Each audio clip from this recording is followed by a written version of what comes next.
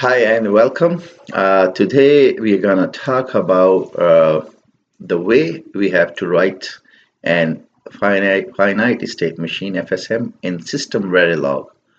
So it's a tutorial for FSM in System Verilog. So you will see a window like this, and let's start. All right, so let's write some system Verilog. First, go to File, New, Project, and we're just going to call this YouTube example. And we're going to create a new file, and I'm going to call this example FSM, Simple Finite State Machine. And we're doing this in System Verilog. And for some reason, this is really hidden, but I think, yeah, there we go. Okay, so created it here. Just double click to get in there. So this was, you will have it with you with the Verilog. So you have to find it and then you open it. So because in this example, this has already been created. So let's go and see. Okay, and this is the state machine that we're going to implement. I just found it online. It's pretty nice. You can see it's a more state machine because the outputs, these values here, are only dependent on the current state. And to keep the naming consistent, we're just going to call this module example FSM, and it's going to have some inputs. So we're going to have an input that's a logic, so just a high-low. That's going to be clock. So this will be the job. So that we have to put the input. Clock is there. If you look at the circuit, the figure here, reset, and then you have some of the inputs. They are already there. So and the clock. So let's see how to do it. And input logic reset, input logic, and we're going to have the input. That's going to be this value here. We're just, how about we call the input logic A? Actually, no, we're going to call the state A. So yeah, we are going to call it state A because this is like in the beginning, it's the state. It could be either 1 or 0. So you have to put A, state A. Instead, we'll call the input logic X, and the output logic is going to be Y.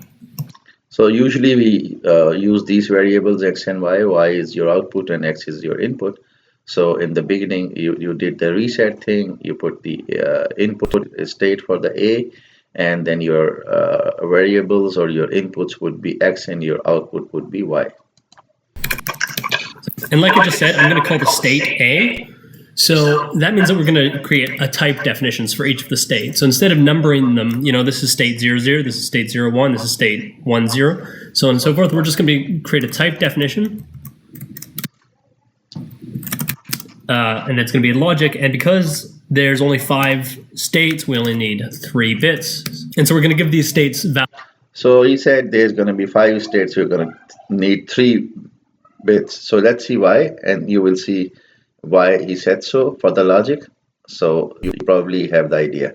So he said for the 5, so there are 3 values. So the state's going to be A, B, C, D, E, and I'm going to call this type state. And we're going to create 2 state variables, so to speak. So one's going to be current state, and the other is going to be next state. So of course, when you do it, you have to put the current state, whatever it is, and then it's going to be the next state. So it will keep doing the generation, the process of from the current to the next one. And now we're actually going to start writing the logic. So actually, let's just end module and compile this and make sure it's all working here. So this is just a very easiest example. So he wrote that system Verilog, and now we're going to compile it. File. Yep, successful. No problems yet. So now. So if you see the outcome, and this is what you needed, and if that comes, it means successful, and it's going to tell you. Now we're going to go always flip-flop at pause edge of the clock. So on the rising edge of the clock. And what are we going to do there? We're going to check if the reset bit has gone high. So we can just say if reset. And if we do that, what I'm going to say is that the current state. So if reset goes high, we're going to go back to A. It doesn't matter where we are. So we're going to say the current state is A. And that's nice just because we've defined them up here. So if that's not the case, On every positive edge, we're going to set the current state equal to the next state. Of course, the current state is going to be the next state because it's going to keep changing. So every time the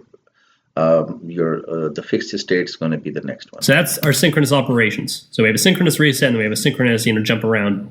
Now our combinational logic is going to be what state to go into based on our input. Combinational logic, always comb. And in this, we're just going to do a case statement. We're going to say case, what's the current state? If the current state's A, what do we have to do? Well, let's take a look at this. If the input, which we've called X, is 1, then the next state is going to be C. If the input is 0, the next state is going to be B. So he's referring to this diagram, the circuit. If you see from A to next going to be B, and from A is going to be C. So let's just write that down. So we could say if X equals 1, but we're not going to do that. We're just going to say if X, because that's better programming. Then the next state is going to be C. If not X, i.e. X is 0, then we're going to go to B. So next state. So if I look at the diagram, the figure here, because between A and B, there's a logic, there is 0, and between A and C is 1. So if it's 1, then to C. If it's 0, then to B. This is what he's explaining.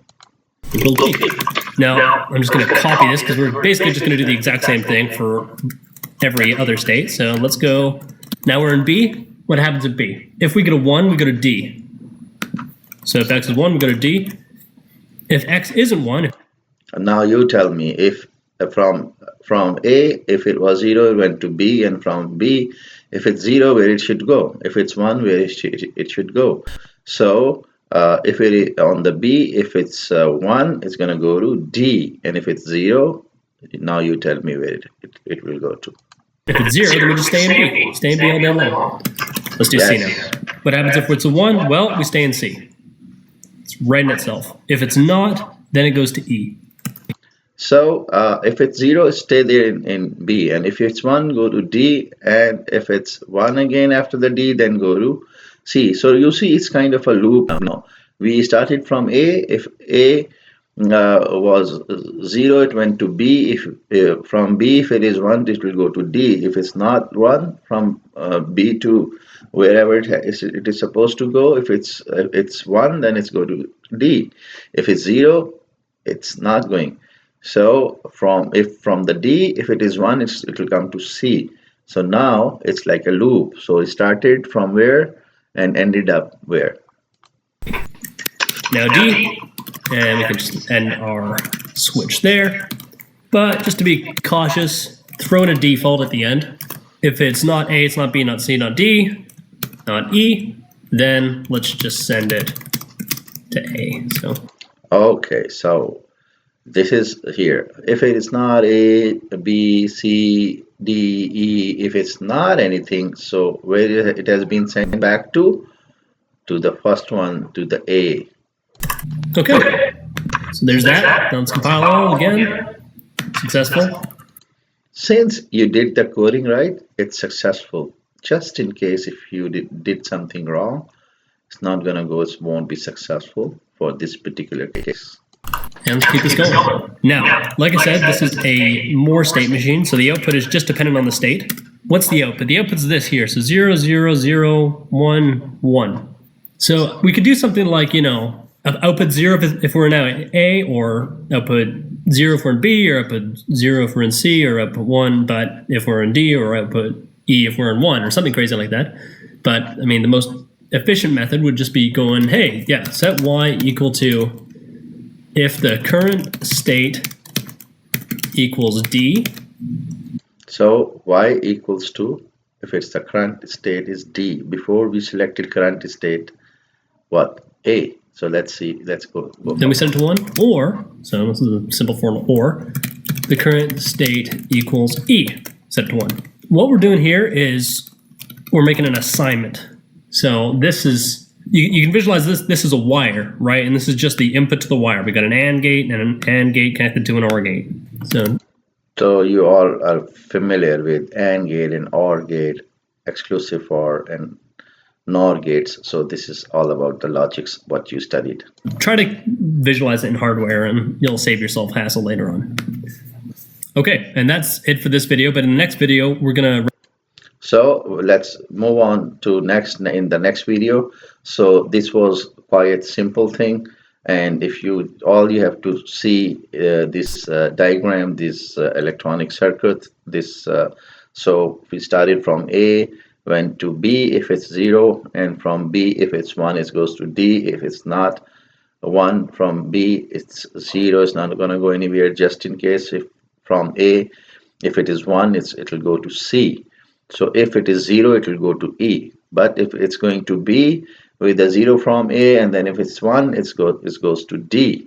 So from D it goes back to C if it is 1, and if it is not 1 then it's going to E. So this is what the logic is all about, and you have to read and the AND and OR functions. So thanks for your time.